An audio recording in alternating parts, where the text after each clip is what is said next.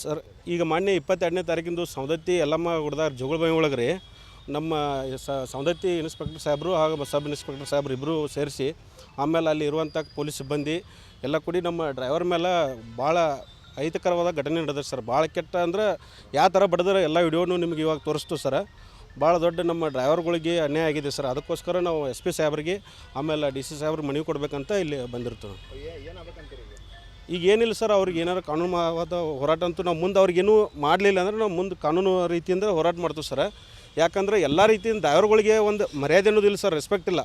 ಎಲ್ಲಮ್ಮ ಗುಡ್ದಾಗ ಬೋಸ್ನಿ ಮಗನ ಹಾದ್ರಗಿತ್ತಿ ಮಗನ ಅವ್ರು ಮಾತಾಡಲ್ದವ್ರು ಪ್ರತಿಯೊಂದು ಸೈಡ್ ಗಾಡಿ ಸೈಡ್ ಹಾಕಪ್ಪ ಅನ್ನೋದಿಲ್ಲ ಸರ್. ಬೋಸ್ನಿ ಮಗನ ಗಾಡಿ ಸೈಡ್ ಹಾಕಿ, ಚೋದಿ ಮಗನ ಗಾಡಿ ಸೈಡ್ ಹಾಕ್ತ ಅಂತ ಅವಾಜಿ ಶಬ್ದ ಅಂದ್ರೆ ಬೈದು ಮಾಡ್ತಾರೆ. ಅದು ಬಿಟ್ಟರೆ ಡ್ರೈವರ್ ಅದಾರ, ಇವ್ರಿಗೂ ನಾವು ರೆಸ್ಪೆಕ್ಟ್ ಕೊಡೋದು ಏನಿಲ್ಲ ಇಲ್ಲ. ಡ್ರೈವರ್ ಅಂದ್ರೆ ಒಂದು ಪೂರ ಕೀಳಾಗಿ ನೋಡತ್ತಾರೆ ಸರ್ ಸೌದತ್ತಿ ಒಳಗೆ ಪೊಲೀಸರ. ಅದಕ್ಕೋಸ್ಕರ ಒಂದು ಹುಡುಗಿ ಇವ್ನು ಯಾವ ರೀತಿ ಬಡ್ದಾರ ಅಂದ್ರೆ ಸರ್, ಅದೆಲ್ಲ ವಿಡಿಯೋನು ನಿಮಗೆ ತೋರಿಸ್ತು ಸರ್. ನೀವು ಬೇಯ್ಬೇಡ್ರಿ ಸರ್, ನಿಮ್ಮ ಮೌನ ಅಕ್ಕನತ್ ಯಾಕೆ ಬೇಯ್ತೀರಿ, ಬೇಯ್ದು ಅಧಿಕಾರ ನಿಮ್ಗೆ ಏನು ಕೊಡೋದಾರ ಕೇಳತ್ತ ನಾವು. ಆದ್ರೂ ನೀನು ಹೊತ್ಕೊಂಡು ಹೋಗು ಭಾಳ ಆಕೈತಿ ಅಂತ ಅಂತೇಳಿ ಅವನು ಹಿಡ್ಕೊಂಡು ಹೋಗಿ ಪೊಲೀಸರು ಗಾಡಿ ಒಳಗೆ ಹಾಕೊಂಡು ಹೋಗ್ತಾರೆ ಸರ್. ಅವಾಚ್ಯ ಶಬ್ದಂದ್ರೆ ಭಾಳ ಬಿದ್ದಾರೆ. ನೀವು ಹೇಳ್ತೀರ ಹಾಂ, ಭಾಳ ಬಡ್ದಾರೆ. ಆ ಬಡ್ದಿದ್ದು ಎಲ್ಲ ಈಗಂದ್ರೆ 22ನೇ ತಾರೀಕು ಆಗಿತ್ತು ಅದ. ನಾವು ಮೊನ್ನೆ MLA ಅವ್ರ ಗಮನಕ್ಕೂ ಕೂಡ ಅದನ್ನೆಲ್ಲ ವಿಡಿಯೋ ಬಿಟ್ಟಿದ್ದು ಸರ್. ಅವರು ನಮಗೇನು ಸ್ಪಂದಿಸಲಿಲ್ಲ. ನಾನು ಇವತ್ತು SP ಸಾಹೇಬ್ರಿಗೆ ಮನವಿ ಕೊಡ್ಬೇಕಂತೇಳಿ ನಾವು ವಿಚಾರ ಮಾಡಿದ್ವಿ ಸರ್. ಆ್ಯಕ್ಷನ್ ಆಗ್ಬೇಕು ಸರ್.